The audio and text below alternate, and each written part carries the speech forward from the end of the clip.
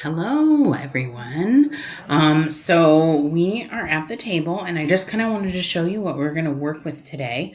And so what we have here, Distress. I haven't figured out my camera yet, but Distress Grit Paste Opaque. I am going to use this stencil, which is, can't see it very well. Let's see.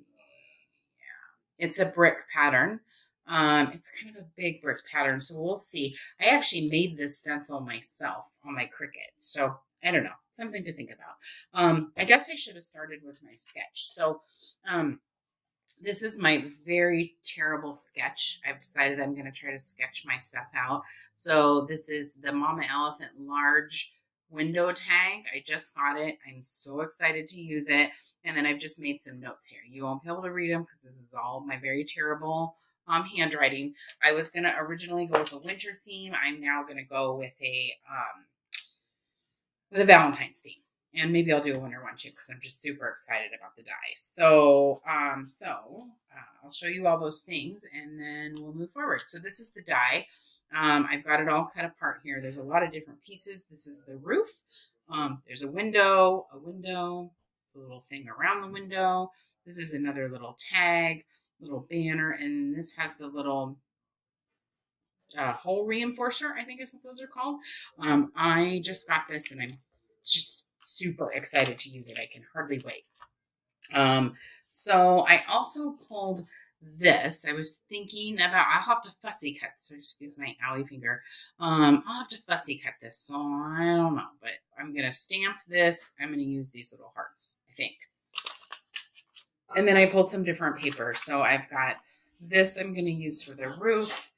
This vellum will be behind the windows. I'm using a little red for around the windows. And then there's probably, I'm going to do some grass. And then there's probably going to be a little bit more that I'll probably cut as we're moving along. But I'm going to do most of it ahead of time. So that's where we will move into. All right, here we are, and I went ahead and did my die cutting ahead of time. So just general die cutting. I think everyone kind of knows how to do that. I did do 2 of the large tag because one of them I will ink blend on the back and use it so there's a little more, it's more substantial.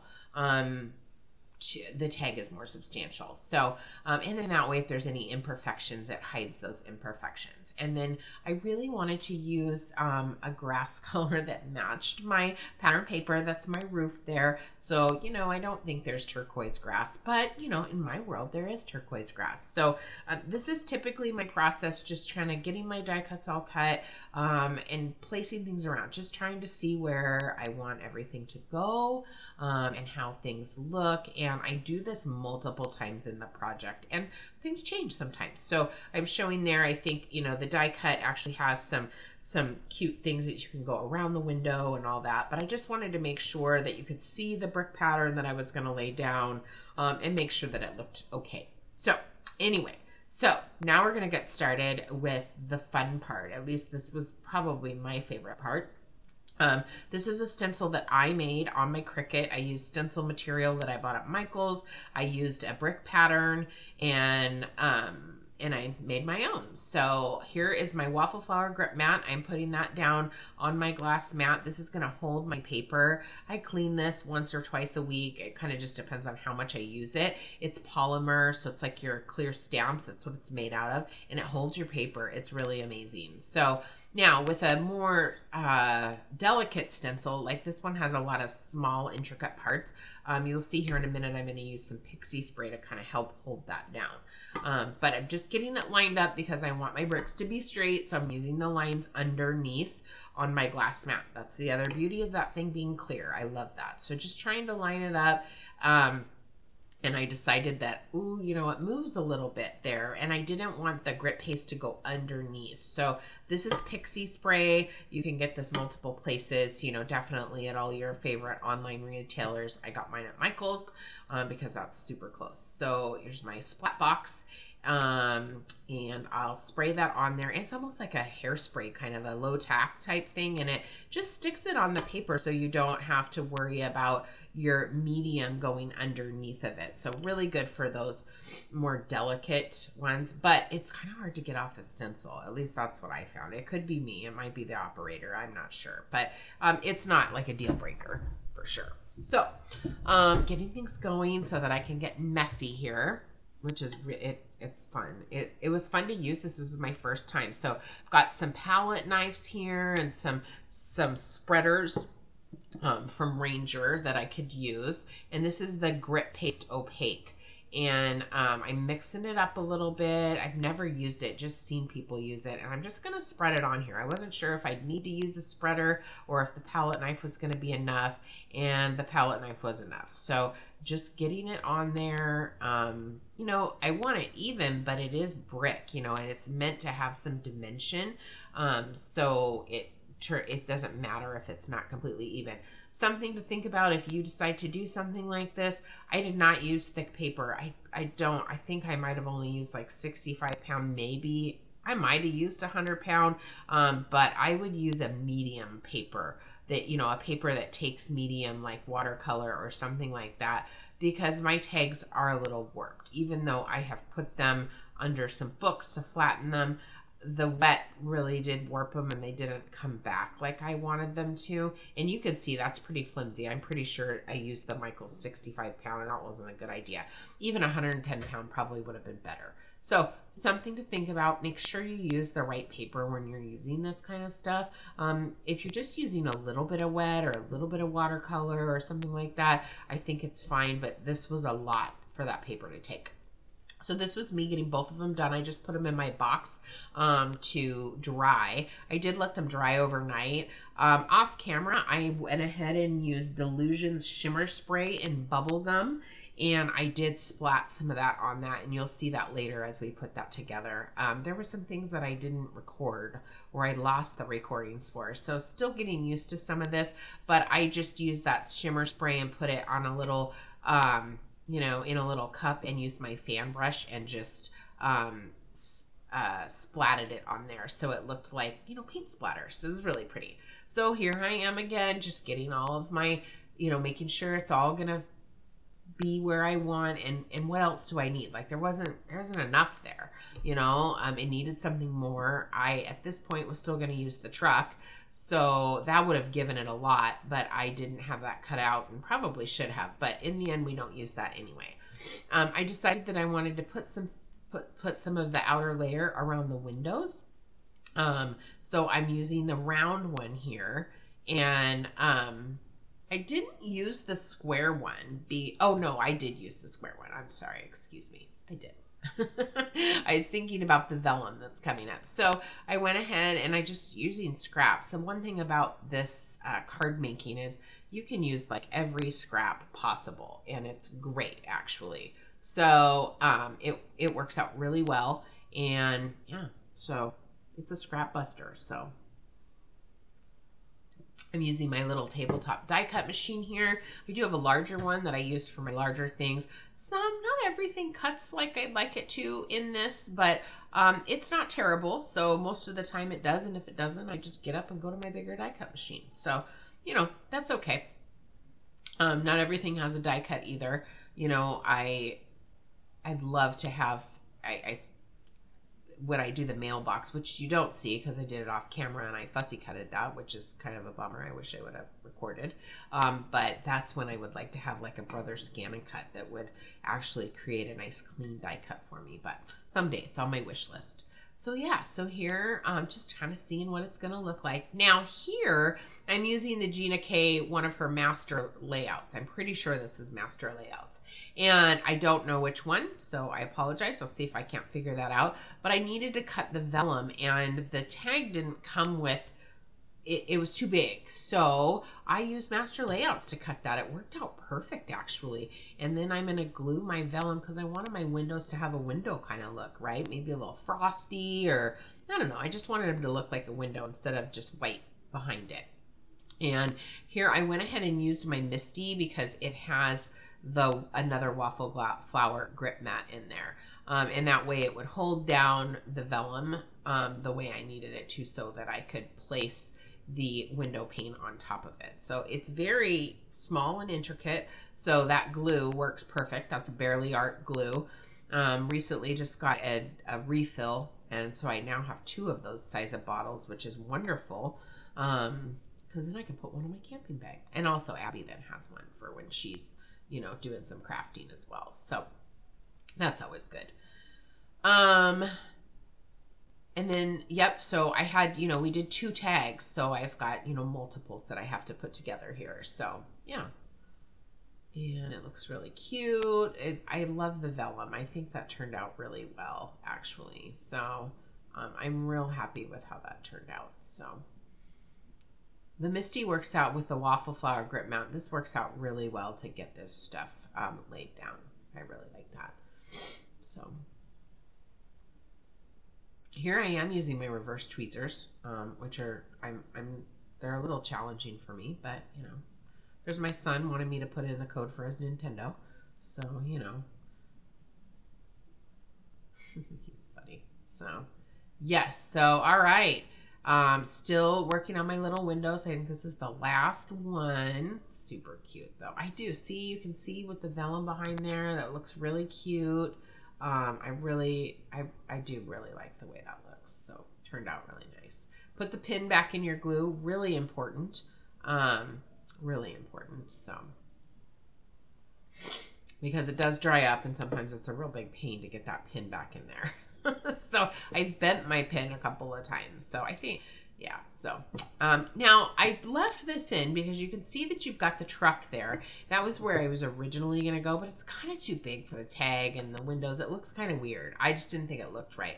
But I did want to show what my process is for picking colors. That's why I left it in here. So this is I'm trying to color match to my pattern paper, and I just go to where my markers are, and I pick the colors that I think might look good, and I put them on a scrap piece of paper, typically the same kind of paper that I'm using, and then I write the color number. That way I know what one it is, and I can see what color it is. So I use Cali Art markers that I got off of Amazon. I got a nice big pack of 120. These have a nib on them, which is really important to me because I do not like the brush tips, so I have a hard time with those. So these are definitely better for me. I have a hard time coloring with my hands. So the grip, I don't have a good grip, and so this helps me to make sure I'm staying in the lines. And then just testing things out. So the reason I do this is to see what colors go together, and then also the blending. I recently downloaded some sheets from Kathy Zilski, and they are like so that I could document some good blends that I have. So I will be doing that. I hadn't here at this point, but I need to make sure that I do that because that is helpful so that I can go back to it and I know exactly what colors for the blends that I want. So I'll be doing more of that. So then moving on, I went ahead and used my very small blending brushes. I got these on Amazon. Lots of retailers sell them as well. Scrapbook.com, Simon Says Stamp, anywhere you want to go. And I'm using, I believe it's Carnation is the color of Simon Says Stamp Positively Saturated ink. I just got 3 of those to try them out because I've typically used Distressed Oxide, but I did want some pigment inks, and so I'm trying these. And it turned out really cute. I think it gives it a little bit of dimension around the windows, and I really like the way it looks. So all right, so now you can see that I skipped a whole bunch. So what I did, I already talked about it a little bit. I colored in my envelope. You can see we ditched the truck at this point, or my envelope, excuse me, my mailbox. We had ditched the truck. It would have been cute to put a little envelope on there. I never thought of that. But anyway, I colored him in. I'm going to pop him up with foam squares. I've got my back on there, which I did that also in Carnation and just did an ink blend. And I used my To From stamp that I bought for over Christmas time for all the different tags. And it's just separate little ones, and I have it just on a block that I use all the time. So those are from Lawn Fawn. So here's me trying to decide. It needed something else on the back, right? Like it needed a really cute sentiment. And I chose one. I did 2 different ones, and what I did was use Distress embossing glaze in picked raspberry. So I painted it, or I used ink, pink ink, because it's a translucent glaze, and then I embossed it on there. So I was all done, and I didn't like the way the roof looked. The roof was very flat, and I felt like it needed more. And so I decided to go ahead and cut some more roof, basically. I used thick 100-pound or 110-pound cardstock. I think the Michael stuff is 100, if I remember right. Doesn't matter. Thick cardstock. You can build up your layers however you want. And I just glued them on, and then I just glued it on top. I did rip off the hole reinforcers just so that everything kind of laid flat. And I'm just gluing. I did for both sides because I felt like it really needed it on both sides. It needed that dimension, and you'll see it coming together. It's always a little harder on camera to really see it, but it did look better. And I really needed that. It was just so flat, and especially because I popped up the mailbox with the little foam squares or foam circles. It just needed something else. So that's what I went ahead and did. And then, I'm just doing, there's quite a bit of gluing. I did cut some of this out. I probably should have cut more out.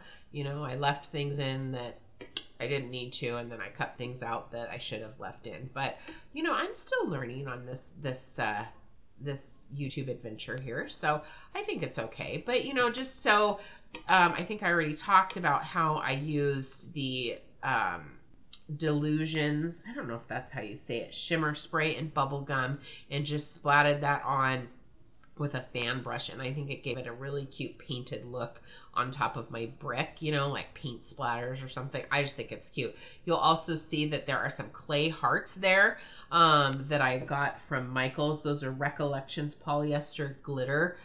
In Cupid is the name. So they're just little clay hearts. They're also dimensional, so they're just cute. I just added those on there. And you can see that it's quite a bit thicker. I just think it looks so much better.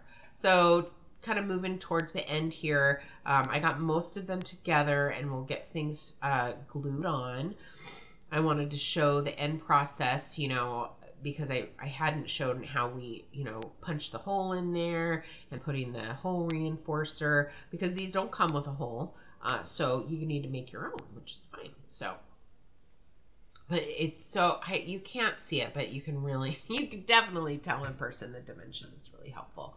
So something to add with the fussy cutting on the mailbox. I tried to give it an edge around it. It's not perfect, and that's okay. I did cut some of the hearts off. So if you go back and look at the mailbox, at the beginning, I have a picture of it, or further in the video, you'll notice that some of the hearts are cut off, and I just cut around them because I just thought I didn't want that. So a little envelope would be adorable. Now that I think about it. But there's so many different things you can do with this stamp. I just love it. So here is with this die cut, excuse me.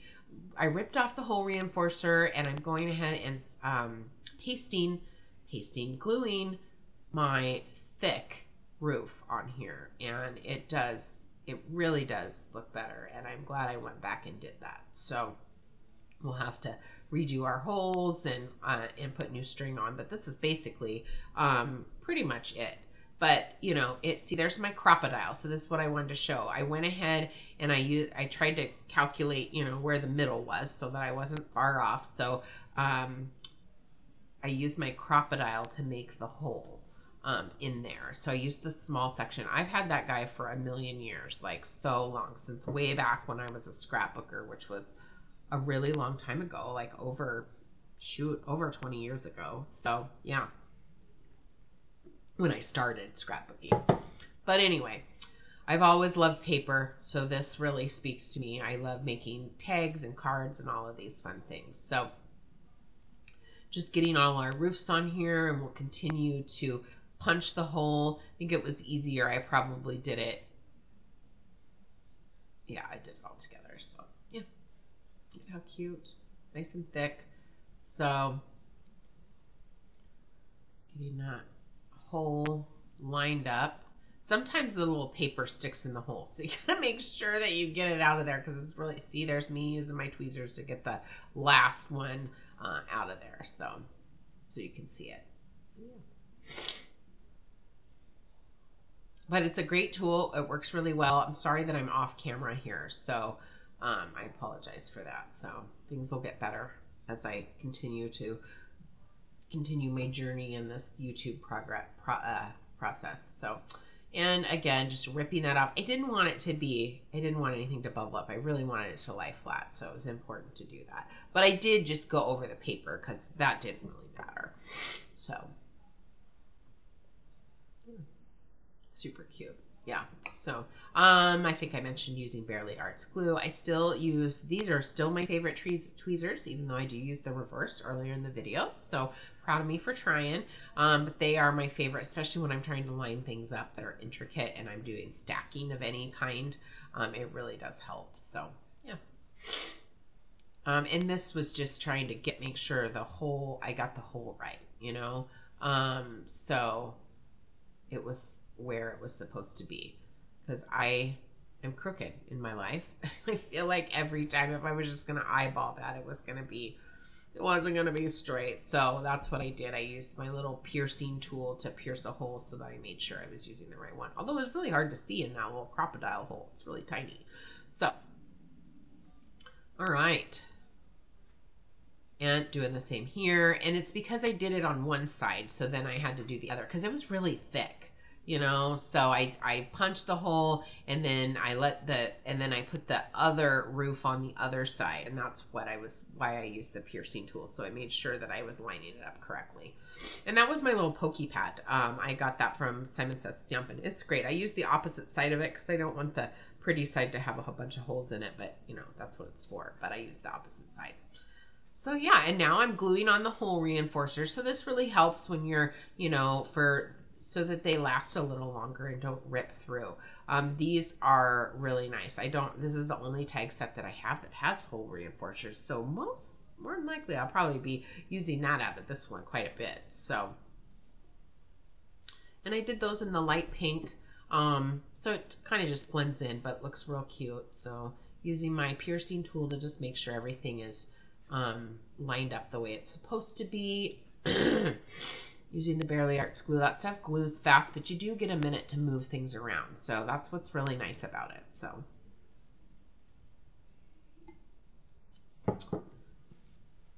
yep, turns out really cute. So just moving it, you know, the string is through it, so you know, it doesn't have to be perfect. So I had to tell myself that right there because it was bugging me, but still really cute. So yeah, so I had bought a little tree for my office, not a Christmas tree. I also have a Christmas tree, but a non-Christmas tree where I hang my tags. It has little lights on it, and that way I can look at them. I did see that one of my favorite YouTubers did something really cool with tags. I'm going to finish watching the video today, and I am probably going to do the same thing, and it'll be some fun art for my office and craft room.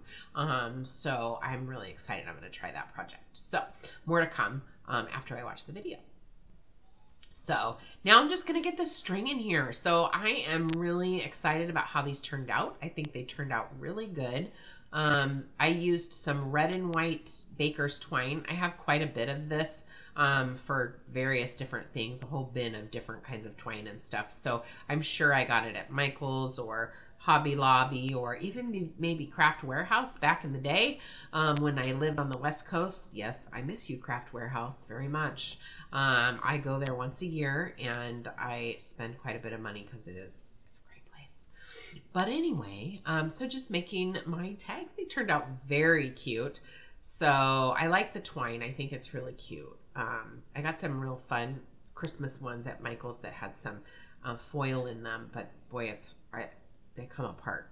So, but that's okay. It's still really cute. You just have to work with it. But these turned out really cute. I think I'll probably put them on my kids' little Valentine's packages. So I really hope that you liked this video and liked my tags that I made. They turned out super cute. You can see the dimension there. I hope everyone has a wonderful time recreating something like this. I hope you like my video. Please like, subscribe, share, and I look forward to creating a new video with you in the future. Thanks for watching. Happy crafting.